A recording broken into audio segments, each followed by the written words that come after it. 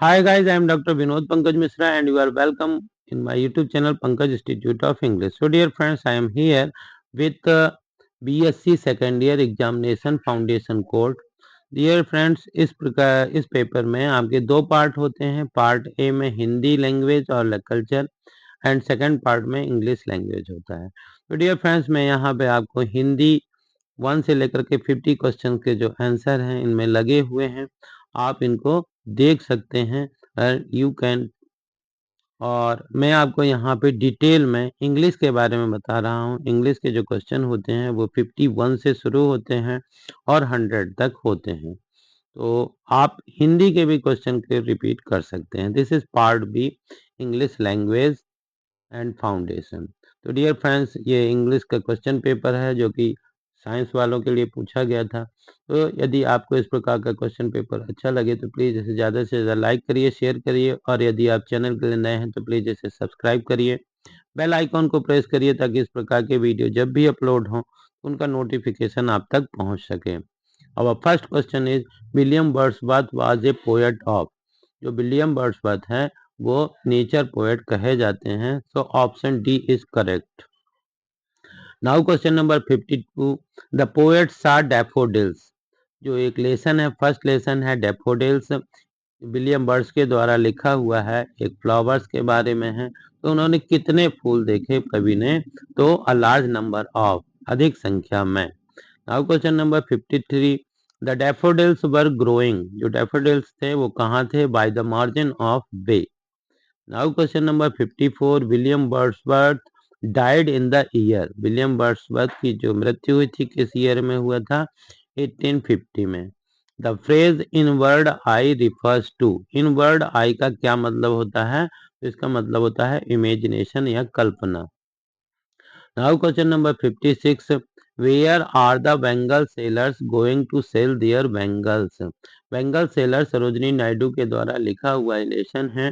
तो इसमें जो बेंगल सेलर हैं वो कहाँ अपनी बेंगल को सेलर करने के लिए जाते हैं? चूड़ी वाले कहाँ चूड़ी बेचने जाते हैं? Option C, temple fair. एक टेम्पल में फेयर लगा था, वहां ही जा रहे थे। Now question number 57, in the poem bangle sellers bangle of green colour represent. हरे रंग की चूड़ियां इस पाठ में क्या बताती हैं? Freshness of youth. Freshness of youth is the correct answer. The theme of bangle seller is, इसी पार्ट से रिलेटेड है। तो ये थीम ऑफ बेंगल सेलर की थीम क्या है? Celebration of womanhood. Celebration of womanhood. Now question number 59, what do pink colour bangles symbolise. Pink colour की sellers क्या बताती हैं? The the birds. Question number 59, what do pink colour bangle symbolise. Pink colour की चूड़ियां किस चीज को symbolise करती हैं? The birds that peep. किस चीज को करती हैं? बर्ड्स को, कलियों को जो झांक रही हैं। Question number 60, according to bangle sellers bangles are taken of. Token of. According to bangle sellers bangles are token of. जो बेंगल सेलर पार्ट है उसके अनुसार चूड़ियां क्या हैं, किस चीज का है? तो radiants life. Radiants life, option B is correct. Now question number 61, APJ Kalam was born on. APJ Kalam ji का जन्म कब हुआ था? तो 15 अक्टूबर 1931, option A is correct.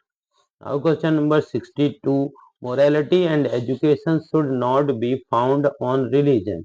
Morality and education should not be found on religion, इसका मतलब होता है सेक्युलरिज्म। सेक्युलरिज्म मतलब धर्मनिरपेक्ष जिसको बताते हैं। Now question number 63, patriotism beyond politics and religion is an extract from the book. Patriotism beyond politics and religion, ये जो एपीजे कलाम के द्वारा लिखा गया है, किस बुक से लिया गया है?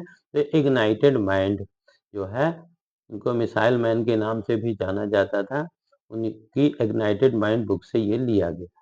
Now question number 64. According to Dr. Kalam, the people of India have to come together to create। जो कलाम जी के द्वारा के अनुसार जो लोग हैं इंडिया के, उनको आपस में मिलना चाहिए ताकि उनके बीच में हारमोनियस यानी सामंजस्यता विकसित हो सके। Now question number 65, a special work in which number of people are involved is called, एक मुख्य स्पेशल कार्य वर्क जो इसमें कई लोग जुड़े होते हैं, इन्वॉल्व होते हैं, इसको क्या कहा जाता है? तो मिशन।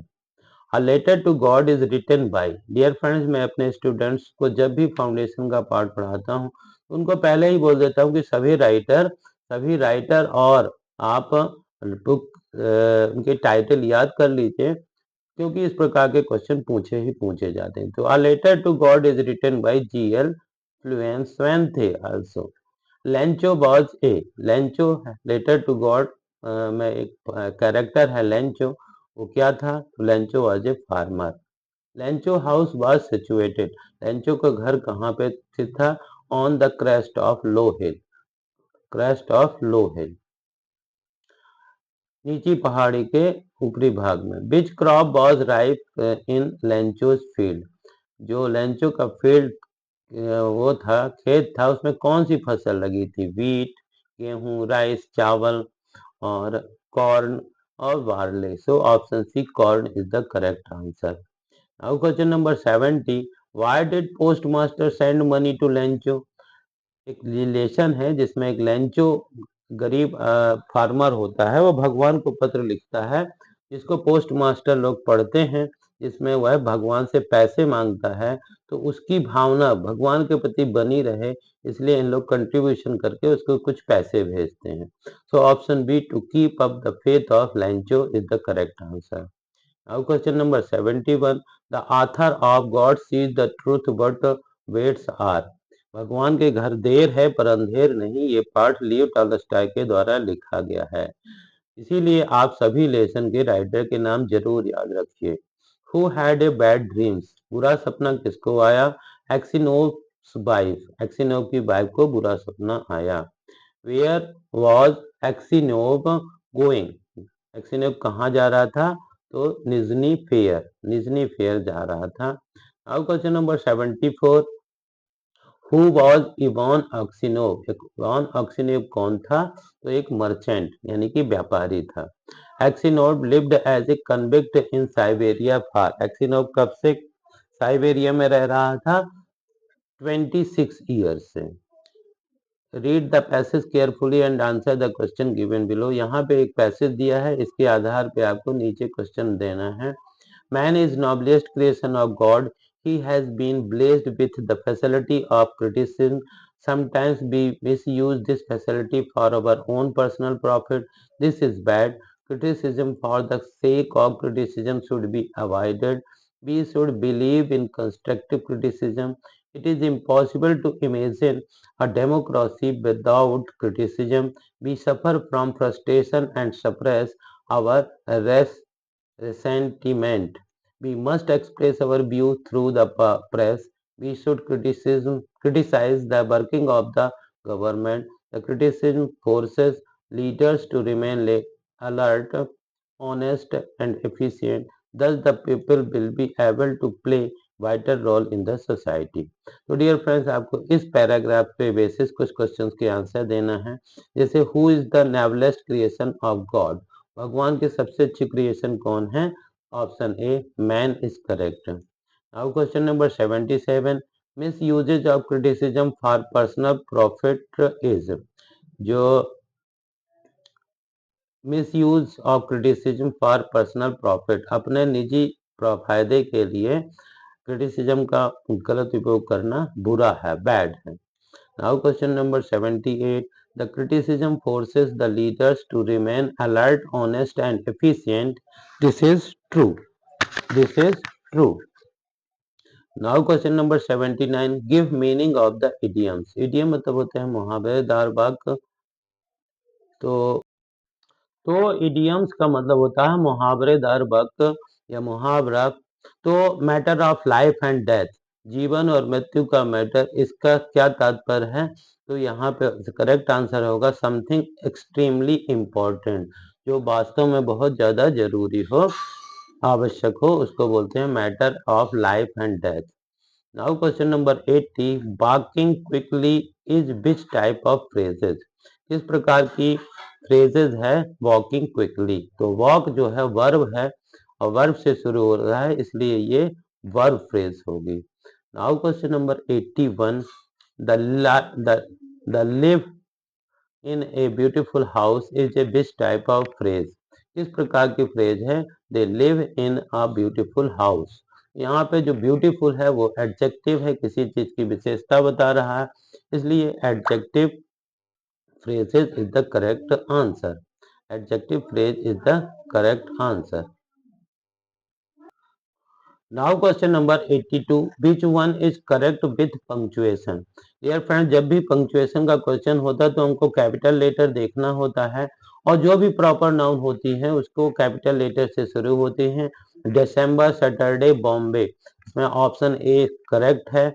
बाकी सभी ऑप्शंस में कोई ना कोई वर्ड स्मॉल लेटर से शुरू है। Question number 83, what A fall, put correct punctuation. जब हमको कोई आश्चर्यजनक बात हो तब वहां पे एक्सक्लेमेटरी सेंटेंस का एक्सक्लेमेटरी सेंटेंस होता है। व्हाट ए सडन फीलिंग्स को बताता है। व्हाट ए फॉल, यहाँ पे exclamatory option C is correct. My sister can play piano, I can not, add suitable conjunction. मेरी सिस्टर जो है पियानो बजा सकती है लेकिन मैं नहीं। जब कभी विपरीतार्थक कंट्राडिक्शन कंडीशन बताई जाए तो वहां पे बट का यूज करते हैं। Now question number 85, notice is a. Notice क्या होती है? नोटिस एक प्रकार की इंफॉर्मेशन होती है जो कि किसी काम के होने के पहले बताई जाती है, इसलिए ए नहीं होगा। टाइप ऑफ लेटर नहीं है, टाइप ऑफ रिपोर्ट भी नहीं है, और टाइप ऑफ आर्टिकल भी नहीं है। None, option D, none of these. Now question number 86, जो क्वेश्चन नंबर 86 है, the dash of the notice should be very clean. जो नोटिस है उसका पर्पस यानी कि उद्देश्य बिल्कुल स्पष्ट होना चाहिए। Now question number 87, notice is generally issued to. Notice जो है किसको इशू की जाती, किसको दी जाती है? तो स्पेसिफिक ग्रुप को। Option C is correct. When a newspaper advertisement looks like a news story is called। यदि न्यूज़पेपर में कोई एडवर्टीजमेंट दिया जाता है और बिल्कुल नई कहानी की तरह लगता है तो उसको रीडिंग नोटिस कहते हैं। Now question number 89, which of these is best medium of advertisement. इनमें से सबसे अच्छा माध्यम कौन सा है एडवर्टीजमेंट का? तो television is the correct answer. देखिए टेलीविजन में हम देख भी सकते हैं और सुन भी सकते हैं, बाकी अन्य में हम या तो देख सकते हैं या सुन सकते हैं, तो इसलिए television is the correct answer. Now question number 90, now question number 90, which aspect of product is a customer not required to know। इनमें से कौन से पहलू को कस्टमर को जानना जरूरी नहीं है? अबाउट द प्रोडक्ट, प्रोडक्ट के बारे में जानना जरूरी है। एडवांटेज ऑफ प्रोडक्ट, इसके क्या फायदे हैं ये जानना जरूरी है। एज ऑफ सेलर, इसको जरूरी नहीं है, इसलिए option C correct answer. Now question number 91, letter to your friend is a. जो हमको फ्रेंड को, रिलेटिव को जो भी पत्र लिखते हैं वो इनफॉर्मल लेटर होते हैं। जो ऑफिस को लिखे जाते हैं वो फॉर्मल लेटर होते हैं, इन्हीं को हम एप्लीकेशन भी कह सकते हैं। इसलिए यहाँ पर letter to your friend is a informal letter. Now question number 92. If you didn't know the receptionist's name, how would you address the person? यदि आप उनका नाम नहीं जानते हैं तो क्या लिखेंगे? तो उसमें आप लिखेंगे डियर सर और dear madam. Now question number 93. A formal letter should be in the proper format। जो फॉर्मल लेटर होता है वो प्रॉपर फॉर्मेट में होना चाहिए, बिल्कुल होना चाहिए, क्योंकि वो फॉर्मल लेटर है। Option A is true. Question number 94, application is an informal letter. Application जो होती है वो इनफॉर्मल लेटर होती है, तो ये क्या सही है? Yes, true, this is true. So in this way these are 94 questions. तो डियर फ्रेंड्स, यदि आपको इस प्रकार का ये क्वेश्चन अच्छे लगे तो please like, share and subscribe Pankaj institute of English. Thank you for watching this video. So dear friends, I hope कि आपको इस प्रकार का क्वेश्चन पेपर अच्छा लगा हो। इसे ज़्यादा से ज़्यादा लाइक करिए, शेयर करिए। यदि चैनल के लिए नए हैं तो प्लीज़ इसे subscribe Thank you for watching this video.